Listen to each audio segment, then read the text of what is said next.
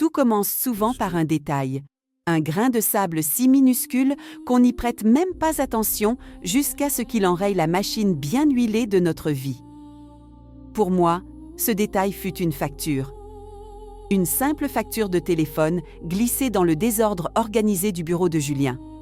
Je ne fouillais jamais. Je respectais son espace comme il respectait le mien. C'était l'un des piliers de notre équilibre. Mais ce jour-là, je cherchais un stylo, n'importe lequel, pour noter le numéro de série d'un appareil électroménager en panne. Ma main a heurté la pile de papier et la facture a glissé, atterrissant à mes pieds. Je l'ai ramassée, machinalement, et mon œil a été irrésistiblement attiré par une série d'appels, toujours le même numéro. Des conversations qui duraient des heures, tard dans la nuit, à des heures où Julien me disait travailler dans son bureau. Le numéro n'était pas enregistré, mais le code pays m'a glacé le sang. C'était la Suisse. La Suisse ne signifiait rien pour nous. Nous n'y connaissions personne, nous n'avions aucun projet, aucun souvenir lié à ce pays. C'était la première fissure, fine comme un cheveu, dans la façade lisse de notre mariage. Je n'ai rien dit sur le moment. J'ai rangé le papier exactement comme je l'avais trouvé, mais un doute sournois venait de s'installer en moi, une petite bête qui commençait à grignoter mon insouciance.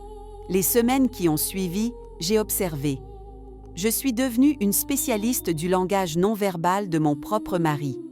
La façon dont il verrouillait son téléphone dès que j'entrais dans la pièce, la soudaine complexité de ses mots de passe, ces moments d'absence où son regard se perdait au loin, bien au-delà des murs de notre maison. Il était là, physiquement, mais une partie de lui était ailleurs. Je me suis surprise à fouiller, non pas par vice, mais par désespoir, par besoin de comprendre ce qui nous échappait, à moi et à notre couple. J'ai trouvé un coffret, caché au fond de son placard, sous des piles de vieux vêtements qu'il ne portait plus. C'était une boîte en métal, banale, sans inscription. À l'intérieur, pas de lettres d'amour, pas de photos compromettantes. Seulement des documents, des contrats, des relevés bancaires, des actes notariés. Tout était au nom de Julien, mais avec une adresse à Genève. Il possédait un appartement là-bas. Les relevés bancaires montraient des virements réguliers, des sommes colossales, des dizaines de milliers d'euros qui quittaient un compte dont j'ignorais l'existence.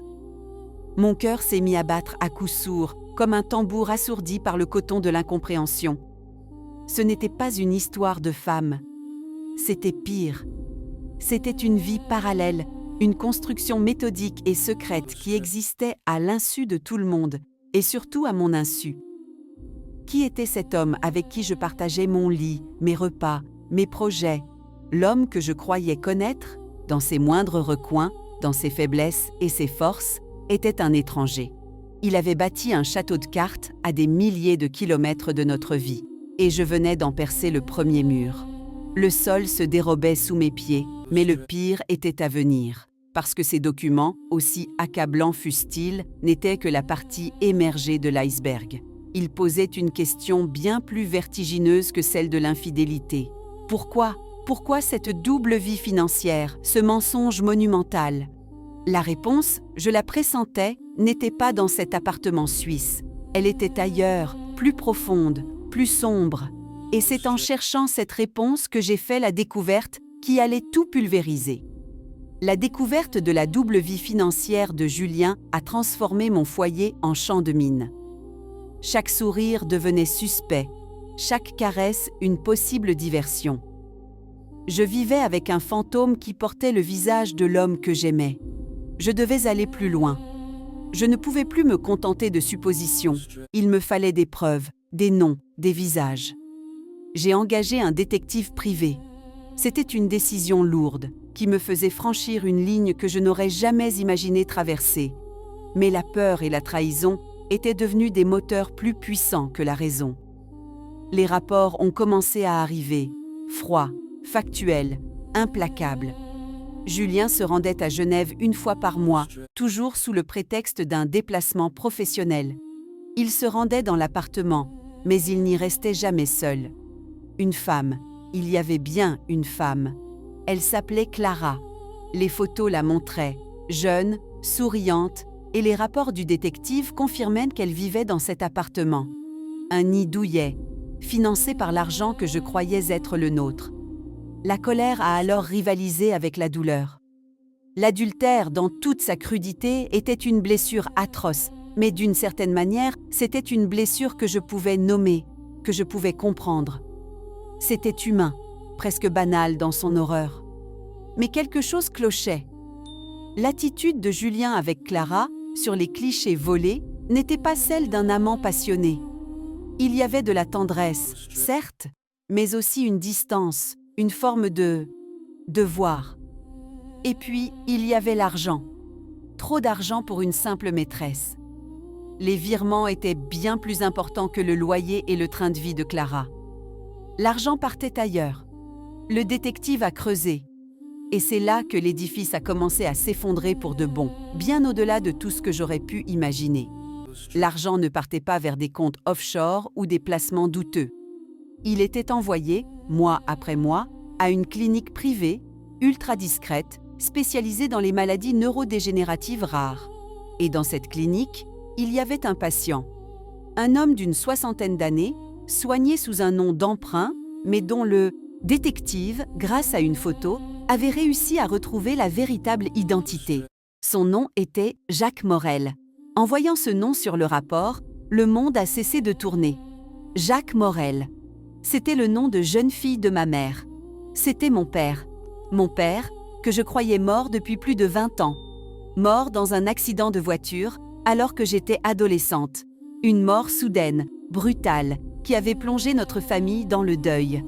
On m'avait dit que le corps était si défiguré qu'un enterrement fermé avait été nécessaire. J'avais pleuré, j'avais fait mon deuil, j'avais tourné la page. Et voilà que ce nom ressurgissait, lié à la double vie de mon mari. La révélation fut si violente que j'en ai eu la nausée. Mon père était vivant et malade, et caché en Suisse, payé par mon mari. Pourquoi ? Dans quel but monstrueux Julien m'avait-il caché cela ? Pourquoi m'avoir laissé croire toute ma vie adulte que j'étais orpheline ? Les questions fusaient, incohérentes, douloureuses. J'ai confronté Julien. Je n'avais pas prévu de le faire, mais la vérité était trop lourde à porter seule. Je suis entrée dans son bureau. J'ai jeté les photos et les rapports sur son bureau. Je lui ai dit le nom, Jacques Morel. Son visage, en l'espace d'une seconde, est passé du surprise à la terreur, puis à une résignation profonde, accablé. Il s'est effondré. Et il m'a raconté. Il m'a raconté que mon père n'était pas mort, qu'il était un escroc, un fraudeur de grande envergure, recherché par la justice française et internationale, que son accident avait été une mise en scène pour disparaître, que ma mère, au courant, avait tout fait pour protéger son secret et qu'avant de mourir, elle avait supplié Julien, qu'elle savait fort et intelligent, de prendre le relais, de veiller sur lui, de financer sa cachette et ses soins, pour m'épargner la honte et le danger. Julien avait accepté ce fardeau atroce. Il avait épousé la fille sans savoir qu'il épousait aussi le secret du père. Et il avait dû construire cette vie parallèle, cet empire de mensonges, pour honorer la promesse faite à ma mère. Il me cachait la vérité pour me protéger, disait-il, pour préserver l'image que j'avais de mon père. En l'écoutant, je sentais mon cœur se déchirer. D'un côté, une explication qui tenait presque debout, un sacrifice monstrueux mais fait par amour pour moi. De l'autre, un mensonge qui avait duré des années, une trahison de la confiance la plus élémentaire. Mais au fond de moi, une petite voix insistante chuchotait que ce n'était pas encore la fin de l'histoire, que la vérité, la vraie, était encore plus insoutenable.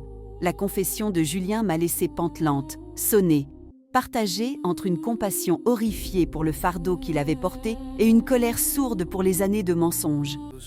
Il avait pris une décision à ma place. Il avait contrôlé ma réalité, ma mémoire, mon histoire. J'étais devenue un personnage dans le roman qu'il avait écrit pour me protéger. Pendant plusieurs jours, nous avons vécu dans une trêve étrange, un silence lourd de non-dits et de douleurs inexprimées. J'avais besoin de voir mon père. de confronter ce fantôme à la réalité. Julien, réticent, effrayé, a fini par céder. Nous sommes partis pour la Suisse, dans un silence de cathédrale. Le trajet jusqu'à la clinique a été le plus long de ma vie. L'établissement était cossu, discret, aseptisé. L'odeur de l'antiseptique m'a saisi à la gorge. Quand nous avons poussé la porte de la chambre, j'ai vu un homme vieilli, fragile, prostré dans un fauteuil près de la fenêtre. Ses traits, malgré les outrages de la maladie et du temps, étaient indéniablement ceux des photographies de mon enfance. C'était lui, mon père, vivant. La vague d'émotions qui m'a submergée était inqualifiable, un mélange déchirant de joie, de chagrin, de colère et d'incompréhension. Je me suis approchée, j'ai prononcé son nom. Il a tourné la tête vers moi, son regard était voilé, trouble. La maladie avait déjà fait son œuvre. Mais quand il a parlé, sa voix, faible, m'a glacée. « Élise » a-t-il murmuré, s'est posé sur Julien, derrière moi, et une lueur étrange, presque de complicité, a traversé ses yeux éteints. « Tu lui as enfin dit » a-t-il soufflé. Et puis, dans un flux de paroles hachées, confuses, poussées par je ne sais quel besoin de confession ou par l'effet de la maladie, la vérité a jailli. La vraie. L'histoire n'était pas du tout celle que Julien m'avait racontée. Ma mère n'était au courant de rien. Elle avait cru, elle aussi, à la mort de son mari. La fraude, elle, était réelle. Mais Julien n'était pas le chevalier blanc protégeant la fille de l'escroc. Il était son complice. C'était Julien, avec son intelligence froide et son poste dans la finance, qui avait conçu le système complexe de fraude qui avait permis à mon père de détourner des millions. Mon père était le visage, Julien était le cerveau. Quand les enquêteurs s'étaient rapprochés, ils avaient monté de toutes pièces la disparition de mon père. La promesse à ma mère ? Une invention. Le secret pour me protéger ? Un mensonge. La réalité était sordide, criminelle. Julien avait continué l'escroquerie, de manière plus discrète, et utilisait une partie de l'argent pour entretenir mon père, non par piété filiale, mais pour s'assurer de son silence. Et moi, j'étais la couverture parfaite, la femme aimante, la famille modèle, qui éloignait tout soupçon. Mon amour, notre vie, tout n'avait été qu'un outil, un paravent pour leur combine. En entendant mon père divaguer, assemblant les pièces du puzzle avec une lucidité cruelle, je me suis retournée vers Julien. Son visage était décomposé. Il n'y avait plus de justification possible, plus de mensonges pour colmater la brèche.